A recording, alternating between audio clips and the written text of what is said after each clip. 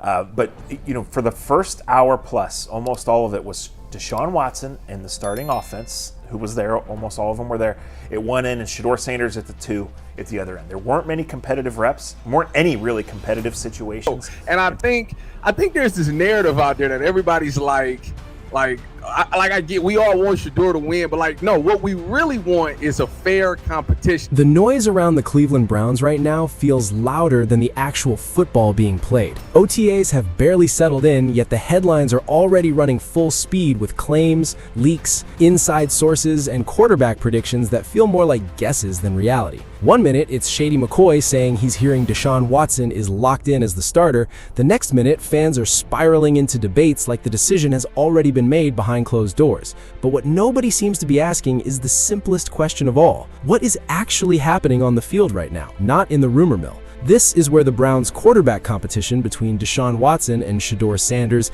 becomes more than just a storyline. It becomes a test of patience, perception, and how easily narratives can outrun reality. Because if you listen to the coaching staff, the message hasn't changed. Reps are being rotated, evaluation is ongoing, and nothing is being handed out in May. The head coach has made it clear in multiple ways. Rotation is the plan, and the best player will eventually be the one who plays. No shortcuts, no pre-decided scripts, and still the outside noise refuses to slow down.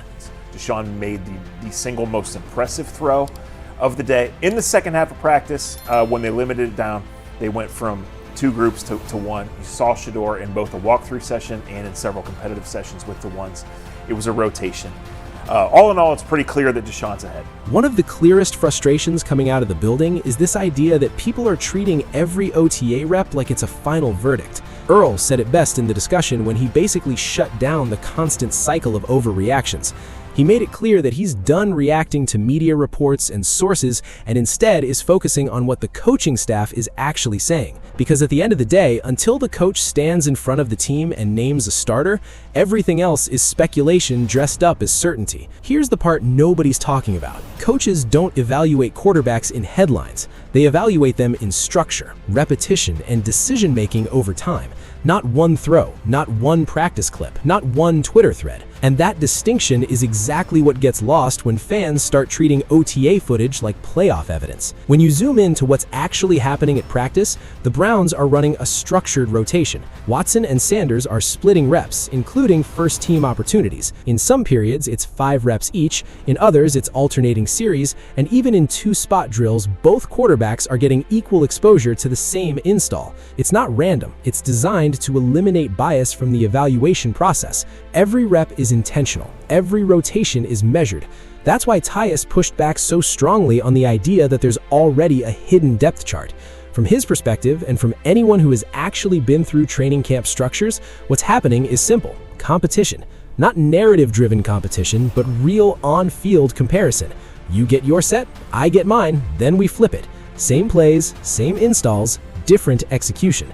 That's how staffs actually decide who moves the offense better. Look, Deshaun Watson's doing his thing, man. Deshaun Watson is somebody who had to sit out an entire year, right? Obviously, fans cheered. The last 2 times he tore his Achilles, the fans literally cheered because they were happy that he got injured. And when the coaching staff speaks directly, the message aligns with that structure. Deshaun Watson's athletic traits are still clearly present. His ability to extend plays, move outside the pocket, and stress defenses remains part of his evaluation. At the same time, Shedeur Sanders is being praised for something very different: progression speed, timing, and command of concepts. One is being evaluated on physical ceiling, the other on processing growth. That's the real competition underneath everything else. I kind of feel like Shedeur might be ahead of the game a little bit when it comes to knowledge. I get the fact that he looked like he struggled a little bit, but again, even in some of his struggles, he still made plays. You can hear it in how coaches describe it. Watson still flashes that high-end athletic ability, but there's acknowledgement of injury interruptions and rhythm building. Sanders, on the other hand, is being described as increasingly comfortable, getting the ball out faster, understanding reads more cleanly, and showing improvement in progression timing. That's not hype, that's internal development language. And then you see it on the field in small moments. Sanders taking a snap, holding the middle safety with his eyes, working through progression 1 to 2 to 3, and delivering a tight window throw between linebackers and safeties. That's not a highlight play, it's a structure play. It shows processing, it shows discipline, it shows that the system isn't too big for him right now. But this is also where things get tricky. No, I was seeing a quarterback that took his drop. I love the fact that he keep his eyes down the middle of the field because you don't want to give it away. You know what I'm saying? You're trying to hold those safeties so they don't know exactly where you're going with the ball. Because right after those clean reps, you get moments like the interception on a timing throw to Jerry Jeudy, where the receiver doesn't fully come back to the ball, and the defense capitalizes. And suddenly, the entire internet turns it into a referendum on everything. But inside the building, those moments are treated differently. They're teaching reps, correction reps, not final judgments. This is where young quarterbacks usually make a mistake. They start playing to avoid criticism instead of playing to master the system. And that's exactly why the staff rotation matters so much. It forces both quarterbacks to stay in structure, stay consistent, and not chase hero moments just to win public opinion. Meanwhile, Watson had his own standout moments as well, including a well-placed red zone throw over the top against tight coverage. It was the kind of throw that reminds everyone why his arm talent has never been in question. A layered ball placed between defenders, requiring timing and anticipation. Plays like that are why he's still in the conversation as a starter. You don't just erase that level of execution because of external debate. But here's where the conversation escalates beyond just quarterback play. It becomes about perception versus process. Fans see clips, analysts react to clips, social media builds narratives off clips, but coaches are watching 60 to 70 plays a day, tracking footwork, cadence, protection checks, and decision timing under different looks. The gap between those two realities is massive. Tyus pointed out something important here.